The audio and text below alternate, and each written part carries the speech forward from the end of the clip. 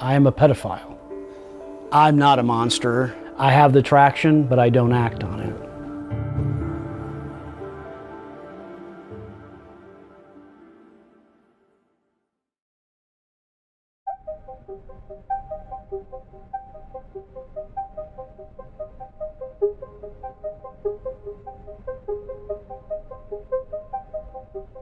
I am Todd Nickerson. I'm a non-offending pedophile. I have never ever sexually abused a child. I never will. I do not look at child porn. I never will. I obey the laws. I respect the laws. I respect society's position on this. I understand it and agree with it. I am part of one of the most hated groups of society. No question about it. We are the scapegoats du jour. If you look at history, there's always one minority that seems to be the one that everybody kind of persecutes, and I think we're it. I'm campaigning for better treatment of people like me. We're non-offending pedophiles.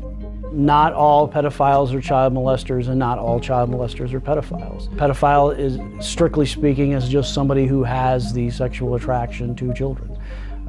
They may act on it, they may not. Pedophiles come from all walks of life. We come from all sorts of economic backgrounds, different occupations, and we look like everybody else. There are a lot of teachers and people that, who do work with kids, but I think most of us just hold regular jobs. How would you say you manage to control your sexual urges? A lot of people think that if you're attracted to kids that you have some kind of unusual degree of urge to go out and attack kids, and it's not like that. Most people, when they see somebody they're attracted to, do they automatically think, oh, I want to jump on them and have sex with them? So it's the same with us. It's just, we just happen to be attracted to kids. What age groups are you attracted to? I would say it probably starts about 3, 4 years old, and then goes up into early 20s, late teens, early 20s, and it kind of peaks at about 9, 10 years old.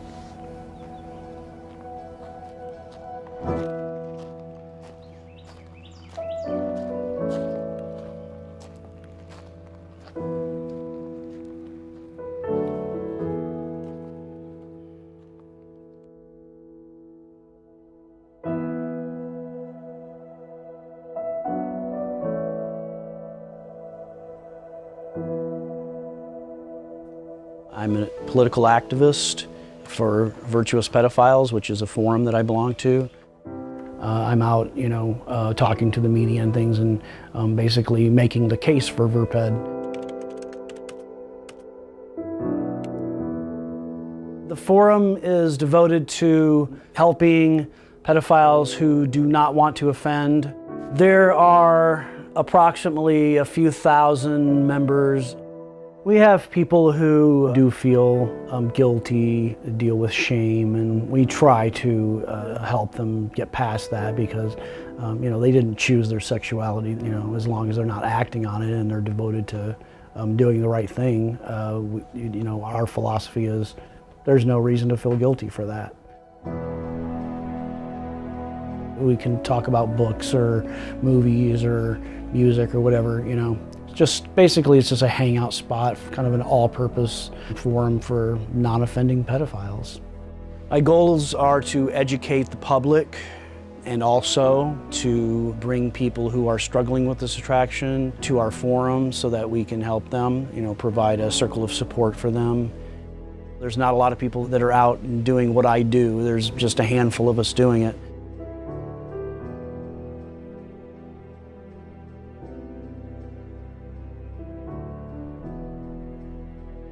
What was your reaction when you first decided to show your face on the internet, so to speak?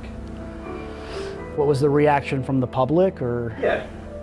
Well, I got a pretty public backlash, but by the same token, I actually got a lot of support privately. I got hundreds and hundreds of emails from people who were very supportive. A lot of them were people who were survivors of abuse. Are you worried about your own personal safety in putting yourself in the public eye? You know, I used to be worried about my safety, and I do take some precautions. I carry this pocket knife with me just in case I ever get attacked. It's never happened, but, you know, I've got it if I need it. It's a spring blade.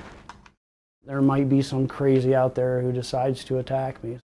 Plus I have this, so, you know, that tends to deter most people. I was born without my right hand. It just didn't grow properly. I have to wear this. Slips right back on. Just like that. There was one event that basically hammered it home for me. I call it my eureka moment. It was the moment I realized I'm interested in these younger girls. I was 13, and a neighbor had come over to visit. He had brought his little daughter with him. She was probably about 7 or 8 years old. I was sitting in the living room drawing, and I just remember looking up and just being blown away by how beautiful I thought she was.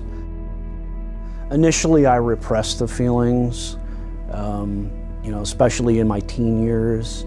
Because I was a regular at a church, I had asked God to take it away, and you know, I kind of felt like He had. Then as I started aging and realized that the age of the girls I was attracted to were staying the same, that's kind of when I realized, you know, this was going to be a problem. I went out with a girl when I was 20 years old, so she was 26. She was very petite, so she was my type physically, or I thought, you know, at the time. At this time, I still wasn't really that attracted to adults, but I thought, well, maybe I can make this work, you know. We dated for about 3 weeks. I kept putting sex off. Finally, I gave in.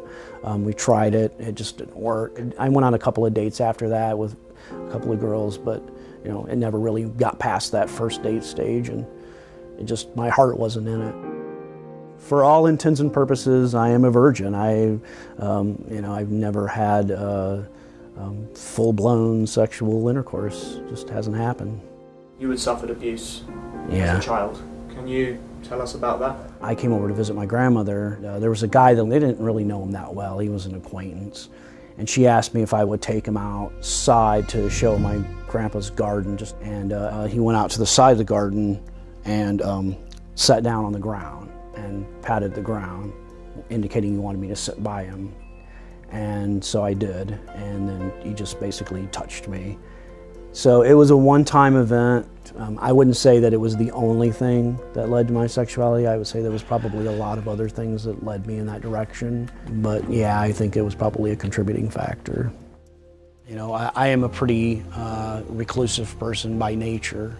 So I don't interact with the public that much anyway. You know, I don't go out of my way to be around children. If they're around me, then they're around me. You know, it happens. You can't completely cut yourself off. My niece, then my friend's daughter did that one, a friend's daughter did that one, and then a friend's daughter did that one. And they're okay with that? Yeah. They're fine? Yeah, because they know I am no danger to them. You know, I'm probably safer with me than they are with, like, you know, a lot of non-pedophiles. I have a pretty healthy imagination.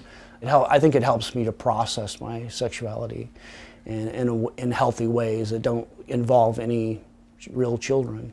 You know, a lot of my fantasies actually revolve around kids who are more powerful than I am. Is, you know, this idea of super-powered kids, you know, who are able to consent, you know, because they're just super smart, or, you know, they could just crush me, you know, if I hurt them.